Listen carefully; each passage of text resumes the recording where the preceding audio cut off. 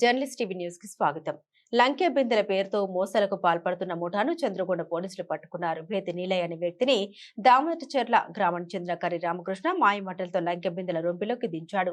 నీలయ్య వద్ద తవ్వకాలు పూజల పేరుతో 50,000 స్వాహా చేసిన మోసగాళ్లు మరో 50,000 కావాలని డిమాండ్ చేశారు. తనను లంకె బిందెల పేరుతో మోసం చేస్తున్నారని గ్రహించిన నీలయ్య చంద్రగొండ పోలీసులకు ఫిర్యాదు చేశారు. చంద్రగొండ ఎస్ఐ స్వప్న గుప్త నిధుల ముఠాను పట్టుకున్నారు. గుప్త నిధుల పేరుతో జరుగుతున్న మోసాల పట్ల అప్రమత్తంగా ఉండాలని కొత్తగూడెం డీఎస్పీ రెహమాన్ ప్రజలకు విజ్ఞప్తి చేశారు. పూజలు కూడా వీడు చేస్తారు, ఇల్లేదోడు ఎవరు చేస్తారు, రమేశ్వరుడు చేస్తారు.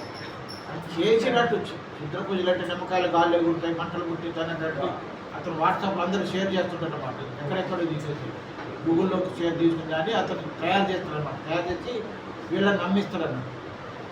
ఏమైనా బలిచ్చినట్టు లే అలాంటిది ఏం లేదు. కాకపోతే వీళ్ళు మారణాదాలు కలిగి ఉండి భయప్రాదాలు గురించి అంతా గుర్తని గుర్తగా గ్యాంగ్లా తయారు చేయాలి. కాబట్టి వీళ్ళని అరికట్టడం, వీళ్ళని ప్రివెంట్ చేసి ఇలాంటివి జరగకుండా ముందు ఇలాంటి ఎక్కడ గుళ్ళలో గోపురాలు జరగకుండా చేయాలనే ఉద్దేశంతో వీళ్ళు చేసే పనులు అరికట్టాలని తెలిసిన సమాచారం కలిపి వీళ్ళు అరికట్టేది. డబ్బులు ఏమైనా చేతులు మారినాయి, డబ్బులు ఏమైనా తీసుకోవడం కానీ. ఈ రామకృష్ణ అనేవాడు పూజారికి, తర్వాత ఈ విశ్వంపేట వాళ్ళకి ఈ నీలయ్య దగ్గర నుంచి కొంత డబ్బులు తీసుకొని తవ్విస్తాం కదా, మీకు తవ్విస్తాం, నంచమది ఇస్తాం అని చెప్పి అతని దగ్గర నుంచి 50,000 లక్ష రూపాయలు దాన్ని తీసుకుని తెలిసింది. తర్వాత దొరికితే అందరూ షేర్ చేసుకుందాం అనుకున్నాను.